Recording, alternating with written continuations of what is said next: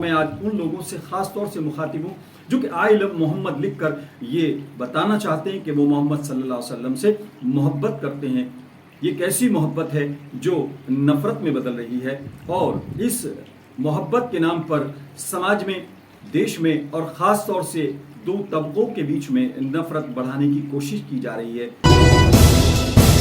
सबसे ख़ास बात आज आपको जो बतानी है वो ये है कि अगर आप आई लव मोहम्मद कहना चाहते हैं तो कौन सा वो तरीका हो जो आप बात भी कह दें और आपसे किसी को शिकायत भी ना हो, और आई लव मोहम्मद सल्लल्लाहु अलैहि वसल्लम आपके दिल में हो या आपकी ज़बान पर हो, या आप वो मैसेज देना चाहते हो लेकिन पुलिस आपकी डेंटिंग पेंटिंग ना करे, लोग आपसे नाराज़ ना हो। आज ये राज की बात आपको बताऊंगा कि मोहम्मद से वफा तूने तो हम तेरे हैं, ये जहां चीज है क्या लौह कलम तेरे हैं। शायर मशरिक, एक फिलोसफर और दुनिया के एक बेहतरीन शायर ने कई दशक पहले, बल्कि 70-80 साल पहले एक शेर कहा, आज भी रेलेवेंट है। लेकिन आज हमारा सब्जेक्ट ये शेर नहीं है और इस पर भी हम बात करेंगे, लेकिन आज हम जिस सब्जेक्ट पर बात करना चाहते हैं उसमें 3 बेसिक मुद्दे हैं। आई लव मोहम्मद सल्लल्लाहु अलैहि वसल्लम, इस पर राजनीति करने वाले लोग, इस पर अपना नाम कमाने वाले लोग, कुछ वो मुस्लिम लोग जो कि इसके नाम पर अपने आप को मोहम्मद सल्लल्लाहु अलैहि वसल्लम का महबूब या उनको मानने वाला बताना चाहते हैं, या फिर वो लोग जिनको इस बात से पित्ती उछल जाती है, यानी वो एक सांड की तरह उछलने लगते हैं जैसे कि उसको लाल कपड़ा दिखा दिया हो। और आज हम इस पर भी चर्चा करेंगे कि दुनिया के सबसे बड़े लोकतंत्र की सबसे बड़ी अदालत के सबसे बड़े जज महोदय यानी चीफ जस्टिस साहब के ऊपर कथित तौर पर जूता क्यों फेंका गया, किसने फेंका और आखिर उसकी वजह क्या थी। और इसके अलावा हम और भी तमाम मुद्दों पर बात करेंगे, बरेली पर भी बात करेंगे और उन दंगाइयों पर भी बात करेंगे जिनके खिलाफ उत्तर प्रदेश सरकार ने बाकायदा डेंटिंग और पेंटिंग की बात की है।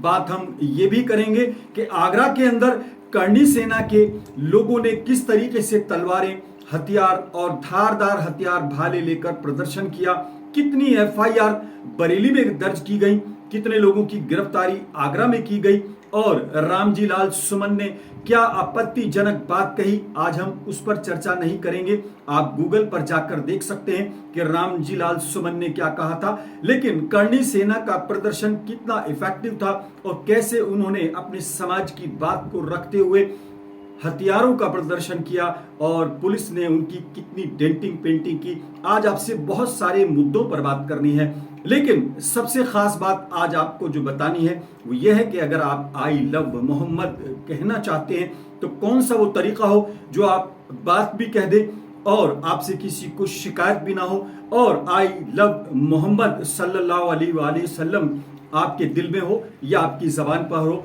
या आप वो मैसेज देना चाहते हो लेकिन पुलिस आपकी डेंटिंग पेंटिंग ना करे, लोग आपसे नाराज ना हो। आज ये राज की बात आपको बताऊंगा, पूरा वीडियो देखिए, कमेंट कीजिए, शेयर कीजिए, कोई खामी हो तो राय भी दीजिए। बहुत जल्द हाजिर हो रहा हूं, कहीं जाइएगा नहीं। शायर मशरिक और डॉक्टर फिलोसफर, एक शायर ने जो शेर कहा वो एक तर्जुमानी है और एक बात है।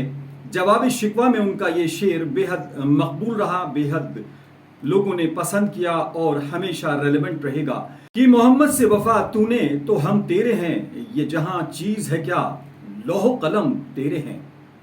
अगर इसको थोड़ा सा एक्सप्लेन करने की कोशिश की जाए तो अल्लाह फरमाते हैं कि मोहम्मद सल्लल्लाहु अलैहि वसल्लम आप उन पर दरूद भेजें और दरूद भेजकर अपने आप को भी एक तरह से धन्य करें और कोशिश करें कि इस शेर को समझने की कोशिश करें। अल्लाह फरमाते हैं कि अगर मोहम्मद सल्लल्लाहु अलैहि वसल्लम से आपने वफा की, उनकी राहों पर, उनकी तालीमात पर, उनकी सीरत तैयबा पर, उनकी हयात तैयबा पर आपने अमल किया तो ये दुनिया तो बहुत छोटी चीज़ है। वो लौह कलम जिससे किस्मतों को लिखा जाता है, फैसले किए जाते हैं, वो भी आपका होगा। ये एक शेर नहीं, एक फलसफा है। बहरहाल आज ये मुद्दा हमारा नहीं है, इसको आप देख सकते हैं और आप समझ सकते हैं। बहुत चीज़ें आज गूगल पर अवेलेबल हैं, बुक्स मौजूद हैं और कलामे शायर मौजूद है। आज हम जिस मुद्दे पर बात कर रहे हैं और उस पर बात करने से पहले, चूंकि आज हम आई लव मोहम्मद सल्लल्लाहु अलैहि वसल्लम पर चर्चा करना चाहते हैं और आपकी मोहब्बत को एक तरह से नापना चाहते हैं और उस नफरत को भी एक तरह से देखना चाहते हैं जो इस नाम से आजकल पैदा हो गई है, बहुत ज़रूरी है। सबसे पहले दुरूद शरीफ पढ़ लें। अल्लाहुम्मा सल्ली अला मुहम्मदिन व अला आलि मुहम्मदिन कमा सल्लैता अला इब्राहीम व अला आलि इब्राहीम इन्नका हमीदुम मजीद। क्योंकि एक हदीस पाक है जिसमें आप सल्लल्लाहु अलैहि वसल्लम ने ये भी कहा कि हलाक हो जाइए वो शख्स जो कि अपने बूढ़े माँ बाप की मौजूदगी में अपनी मग़फ़िरत ना करा पाए। और हज़रत जिब्रील की इस दुआ पर आप सल्लल्लाहु अलैहि वसल्लम ने आमीन कहा। हलाक हो जाइए वो शख्स जो कि रमज़ानुल मुबारक पाए और अपनी मग़फ़िरत ना करा पाए। और इस जिब्रील अमीन की दुआ पर आप सल्लल्लाहु अलैहि वसल्लम ने आमीन कहा और फिर ये भी कहा कि हलाक हो जाइए वो शख्स जो कि मोहम्मद सल्लल्लाहु अलैहि वसल्लम का नाम आए और दरूद ना भेजे। बहरहाल ये एक दीनी मसला है, आपके जज्बात का, आपकी आस्थाओं का सवाल है। लेकिन आज ये सवाल या ये मुद्दा सिर्फ उन लोगों से मुखातिब नहीं है जो कि आई लव मोहम्मद सल्लल्लाहु अलैहि वसल्लम कह रहे हैं, बल्कि उनसे भी मुखातिब है जो कि इससे घबरा रहे हैं, पित्ती उनके उछल रही है और वो कहीं ना कहीं बेचैन है, क्योंकि आज FIR दर्ज हो रही है सिर्फ इस नाम को लिखकर। एक बागपत के वायरल वीडियो में आपको दिखा रहा हूँ, पहले आप ये देखिए कि किस हद तक बात बढ़ चुकी है, देखने की कोशिश कीजिए।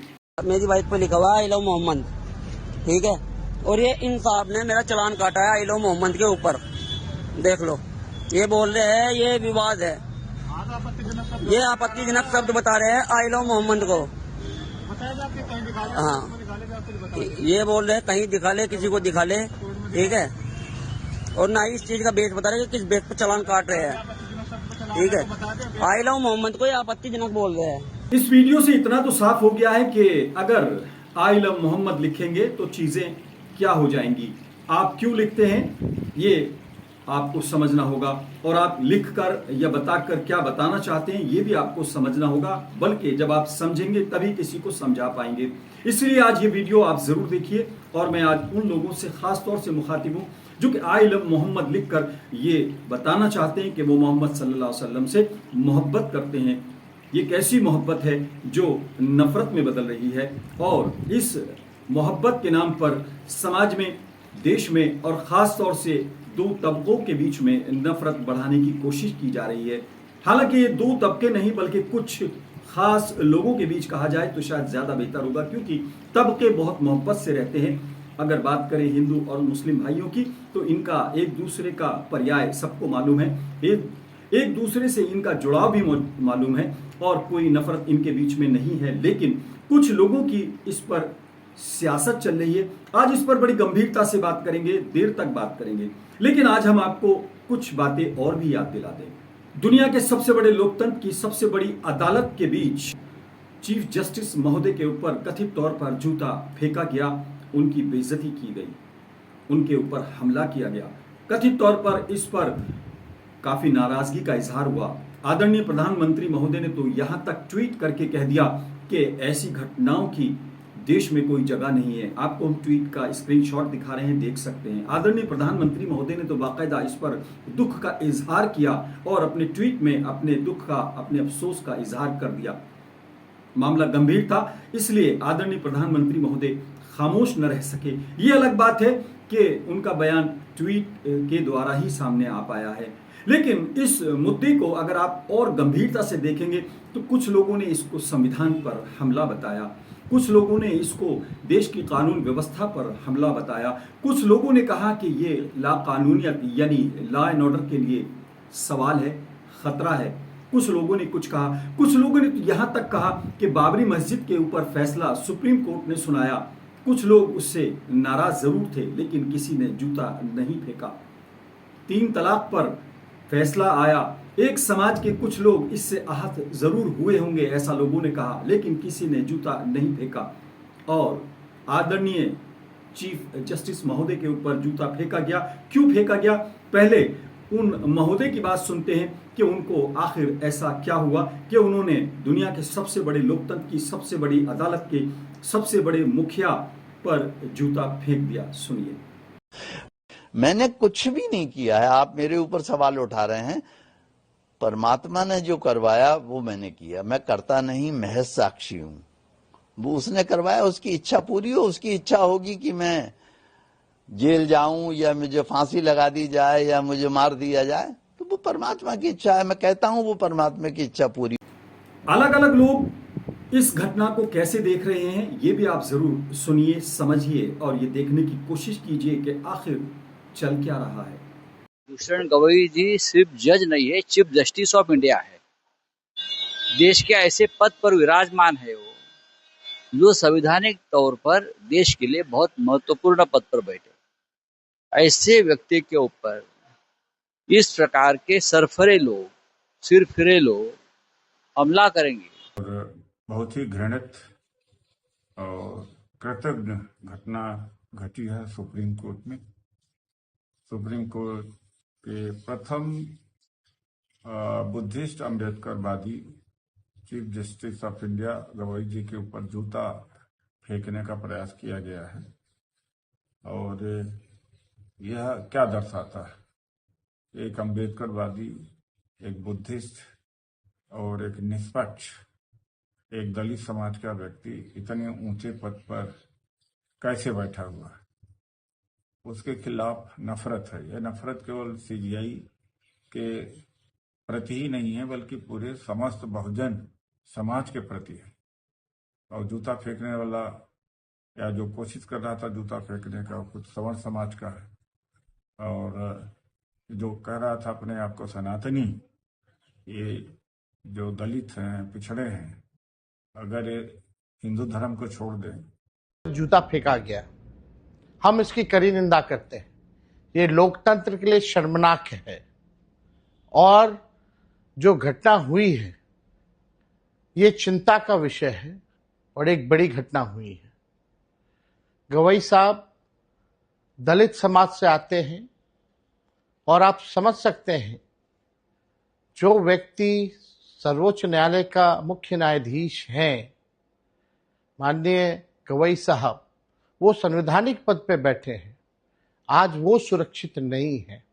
आज मेरे वीडियो का सबसे बड़ा मकसद ये है कि आज मैं आपको वो राज बताऊं कि आप आई लव मोहम्मद तो कहें, लेकिन आपसे किसी को शिकायत ना हो, आपकी मोहब्बत का इजहार भी पूरा हो, आपका मकसद भी पूरा हो, आपकी दुनिया भी सुधरे, आपकी आखिरत भी सुधरे और आप अपना पैगाम भी दे सकें। लेकिन किसी को इस पर एतराज़ ना हो, किसी को आपके ऊपर लाठी न चलानी पड़े, किसी को आपकी डेंटिंग पेंटिंग न करनी पड़े और आप बात भी कहें। ये बात आपको पूरे विस्तार से मैं बताऊंगा। लेकिन उससे पहले मैं आपको बता दूं कि बरेली में आज जिस बात को लेकर चर्चा हो रही है वो भी बहुत खास है।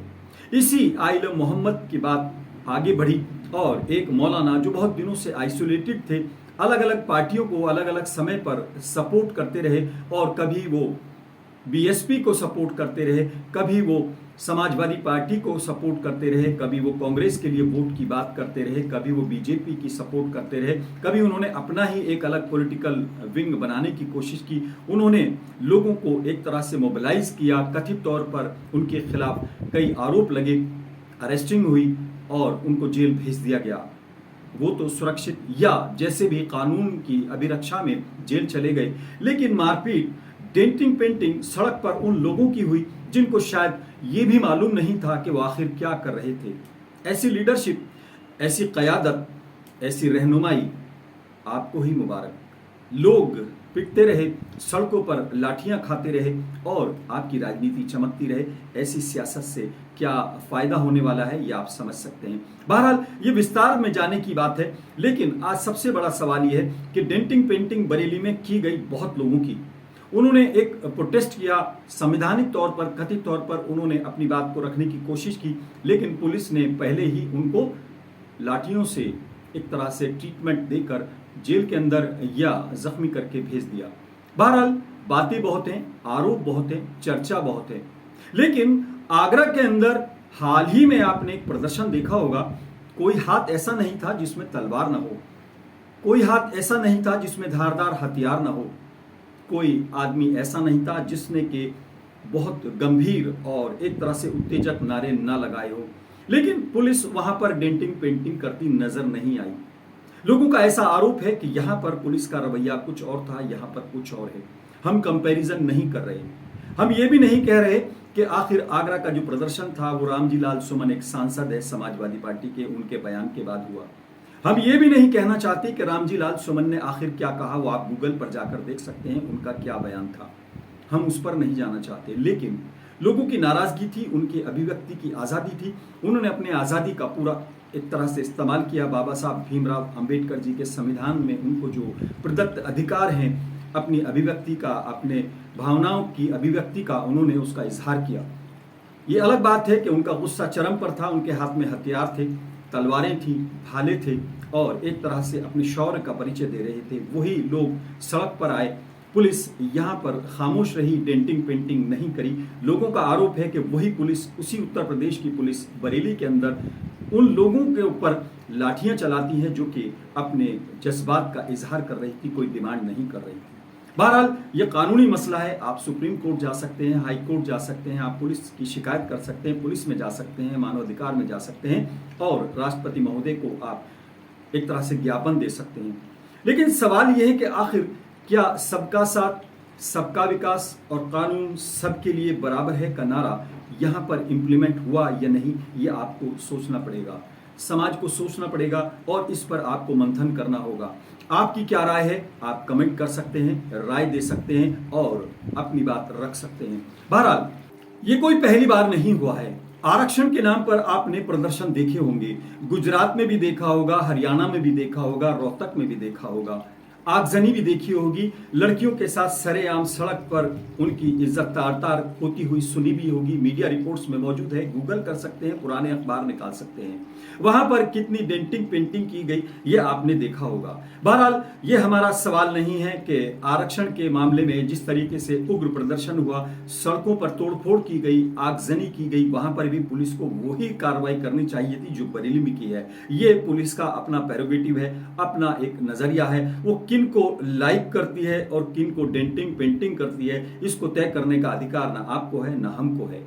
ये कानून सबके लिए बराबर है। इस पर आप सुप्रीम कोर्ट में रिट डाल सकते हैं। आपको अगर लगता है, आपका वकील, आपकी लीगल टीम आपको इसके बारे में राय दे तो आप ये काम कर सकते हैं, लेकिन हमारा काम सिर्फ आपकी बात को आप तक पहुंचाना है।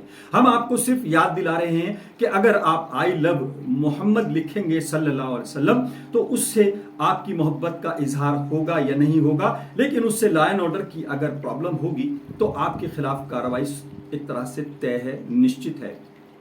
हालांकि आपको ये लिखने का अधिकार जरूर है, लेकिन आप ये इजहार कैसे करें इस पर आज आप थोड़ा सा समय जरूर निकालें। पूरा तरीका बताऊंगा और आपकी मोहब्बत का इजहार करने का वो तरीका बताऊंगा जिससे आपकी दुनिया और आखिरत दोनों सुधरती है और आपकी मोहब्बत का इजहार भी हो जाएगा।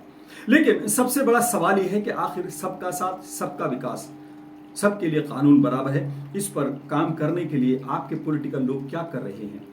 आपके वो रहनुमा जो कि आपके नाम पर राजनीति करते हैं। राहुल गांधी जी अक्सर माइनॉरिटीज को लेकर बात करने की कोशिश करते हैं, लेकिन शायद उनको शर्मिंदगी होती होगी मेरठ, मलियाना, हाशिमपुरा, मुरादाबाद और आसाम जैसी, नेली जैसी नरसंहारों को देखकर जो उनके कार्यकाल में, उनकी कांग्रेस के कार्यकाल में हुए, तो शायद वो फिर खामोश हो जाते होंगे। उनको मुस्लिम वोट चाहिए जरूर, माइनॉरिटी का वोट चाहिए जरूर, लेकिन सिख नरसंहार की वजह से शायद वो शर्मिंदा हो जाते होंगे। आज भी समय है, अगर वो सही समय पर अपनी बात रखें और कोशिश करें कि आने वाले लोकसभा या विधानसभा चुनावों से पहले वो अपनी छवि को दुरुस्त कर लें, अपनी पार्टी को की छवि को दुरुस्त कर लें, तो शायद उनके लिए भी बेहतर हो और उनके उस वोट बैंक, कथित वोट बैंक के लिए भी बेहतर हो, जिसको कि बार बार टारगेट किया जा रहा है कथित तौर पर। मुलायम सिंह यादव जी के वंशज हैं, बेटे हैं, हालांकि उनके दूसरे बेटे भी थे, उनको या चाचा को छोड़कर मुलायम सिंह जी अपनी जिंदगी में एक तरह से अपना वलीअहद बनाकर, अपना सल्तनत, अपनी बादशाही एक तरह से सौंप कर चले गए हैं अखिलेश यादव जी। अखिलेश यादव जी बाकायदा बार बार ये कोशिश करते हैं कि वो ये साबित करें कि वो मुस्लिमों के, माइनॉरिटीज के सच्चे हमदर्द हैं, लेकिन जब मौका आता है तो वो खामोश आ जाते हैं। कई बार कई सवाल बड़े गंभीर उठे हैं, लेकिन उनकी कभी आवाज नहीं उठती। बरेली पर उनकी आवाज कितनी उठी है ये आप याद कीजिए। शिकायत पुलिस की या उन लोगों की न कीजिए जो आपकी डेंटिंग पेंटिंग कर रहे हैं। शिकायत या सवाल उनसे भी कीजिए जो आपके नाम पर सियासत करते हैं, आपके नाम पर सत्ता तक पहुंचते हैं, आपको हसीन सपने दिखाते हैं कि हमारी अगर सरकार आ गई तो आजम खान साहब के खिलाफ लगे हुए सारे मुकदमे वापस आ जाएंगे, वापस कर लिए जाएंगे। यानी पहले उनकी सरकार बनाएं, फिर राहत पाएं। जब उनकी सरकार नहीं है तो वो घर में बैठकर अपने काम कराएं। एक बहू भाजपा में बाकायदा शामिल हो गई है, एक रिश्तेदार के खिलाफ मामला हुआ तो एक भाई बाकायदा योगी आदित्यनाथ जी से मिलने पहुंच गए राहत लेने के लिए। लेकिन आजम खान कई साल तक जेल में रहे और 2 हफ्ते तक मिलने इसलिए नहीं गए कि उनको यकीन ही नहीं आ रहा था कि एक मुस्लिम नेता अपने दम पर बाहर कैसे आ गया। 2 हफ्ते बाद वो मिलने गए। क्यों? क्योंकि 9 तारीख में लखनऊ में बीएसपी की रैली होनी है बल्कि हो रही है, उसमें कहीं आजम खान न चले आए। ठीक एक दिन पहले अकेले वहां मिलने जाते हैं, ये बताने के लिए कि नहीं हम आपके हमदर्द हैं, हमारी सरकार आएगी तो आपके मुकदमे वापस हो जाएंगे, भले ही हम आपसे 2 साल तक 2.5 साल तक मिलने ना आए हों, हमने आपके बारे में कोई बात न की हो, क्योंकि आपसे अभी मुस्लिम समाज को घेरने के लिए, वोट लेने के लिए काम लेना है। वही आजम खान साहब जो 2-2.5 साल तक आंसू बहाते रहे, 9 बार पब्लिक ने उनको विधायक बनाया, 11 मंत्रालयों के एक साथ वो मंत्री रहे और बेबस रहे, चूहे की तरह खुद पत्नी बेटा जेल में बंद रहे। वो अपने समाज को क्या दे पाए ये सबको मालूम है, वो खुद अपनी कितनी मदद कर पाए ये भी सबको मालूम है। अब कह रहे हैं कि मुझे प्रधानमंत्री बना दीजिए। सुनिए, आपने वहां कहा था मेरी भी प्रधानमंत्री बनने की ख्वाहिश है। अरे मुझे बना दीजिए, मैं 10 साल में हिंदुस्तान को दुनिया का सबसे बड़ा देश बना दूंगा।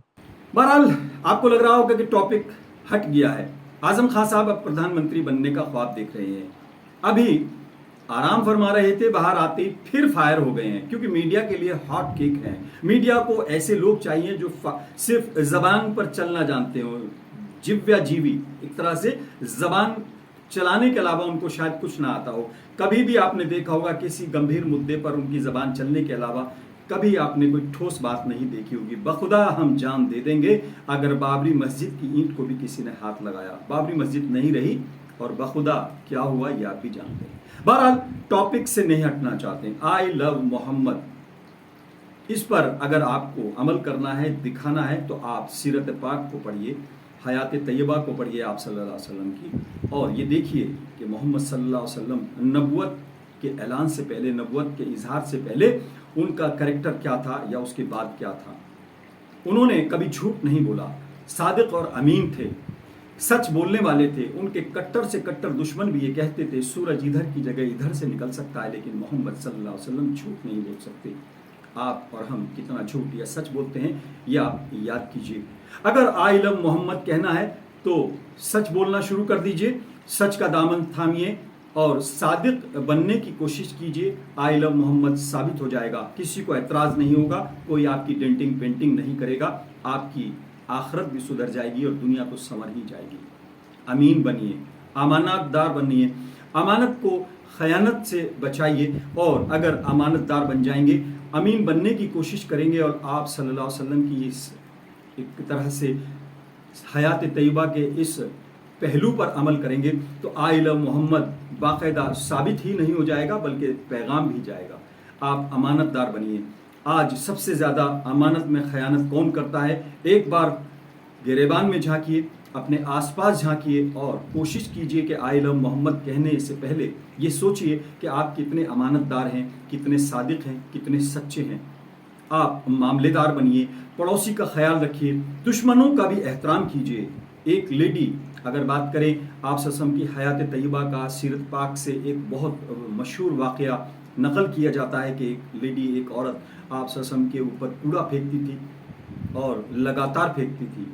1-2 दिन वो नहीं आई तो आप सल्लम उसके घर को ढूंढते हुए पहुँचे, पूछा आप खैरियत से तो हैं, 2 दिन से आप कूड़ा नहीं डाल रही। वो बीमार थी और वो ईमान ले आई। आज भी आप जाइए वहाँ पर मक्का मुकर्रमा में बाकायदा वो घर बड़ी ऊंचाई पर बना हुआ है, मैं खुद देख कर आया हूँ। वो औरत ईमान ले आई और आई लव मोहम्मद को उन्होंने एक तरह से आत्मसात किया। आप भी अगर आई लव मोहम्मद कहना चाहते हैं तो कहिए नहीं, अमल कीजिए। अपने पड़ोसी पर, अपने लोगों पर, अपने देश के भाइयों पर, देशवासियों से सबसे मोहब्बत कीजिए, न सिर्फ मुस्लिम से, माइनॉरिटी से, बल्कि सबसे, हर भाई से आप मोहब्बत कीजिए। आप आई लव मोहम्मद कहेंगे भी, अमल भी करेंगे और साबित भी करेंगे। पूरी हयात तैयबा को पढ़िए। अगर आई लव मोहम्मद कहना है तो सीरत पाक को पढ़िए। पिछला महीना अगर आप बात करें तो बड़ा ख़ास था, लेकिन 12 के 12 महीने, चाहे कोई सा भी महीना हो, आप उसमें इस सीरत पाक को पढ़ सकते हैं। आप सल्लल्लाहु अलैहि वसल्लम की हयात तैयबा पर एक तरह से अमल कर सकते हैं, उस पर कोशिश कर सकते हैं। एक एक पहलू को आप गौर से देखें और आप खुद नमाज कितनी पढ़ते हैं खुशू और खुजू के साथ, ये ज़रूर सोचिए, ताकि ये आप कह सकें क्योंकि मेरी आंखों की ठंडक नमाज में है, ये आप सरसम का एक कौल है। तो आप आई लव मोहम्मद कहने या बताने से पहले ये ज़रूर सोचिए कि आप कितनी ठंडक खुद पहुंचा रहे हैं। बहुत बड़ा टॉपिक है। उन लोगों से भी मैं मुखातिब हूँ जिनको इस बात से कहीं ना कहीं नाराज़गी होती है, हमेशा से है, 1400 साल से है, बल्कि अगर कहा जाए तमाम अंबिया कराम से है। ये तमाम चीज़ें शैतान को हमेशा अगर परेशानी हुई है तो सच से हुई है, सच्चाई से हुई है और उस पैगाम से हुई है जिसमें शैतानियत को ख़त्म करने की बात की गई है। बहरहाल उनसे कोई शिकायत नहीं है, वो अपना आई लव महादेव भी कहें, कुछ भी कहें, उनका अपना प्रेरोगेटिव है, अपनी आज़ादी है। वो आई लव महादेव कह सकते हैं, हम उसका भी एहतराम करते हैं और हम उसका भी एतराज़ कभी नहीं करेंगे। हालांकि किसी मुस्लिम ने या किसी माइनॉरिटी ने कभी इस पर एतराज़ किया भी नहीं है, लेकिन सब खुश रहें, सब साथ साथ रहें और सब अपनी भावनाओं का इजहार करें, कायदे से करें, करीने से करें और मोहब्बत से करें तो शायद बेहतर होगा।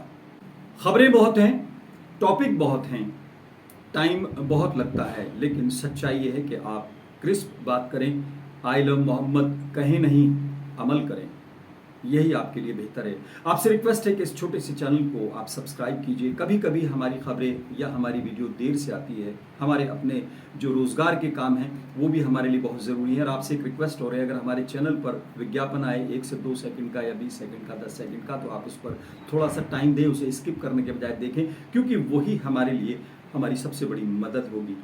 लाइक करें, शेयर करें और सब्सक्राइब करें। आज फिलहाल इतना ही। अपने मेज़बान आज़ाद खालिद को इजाज़त दें।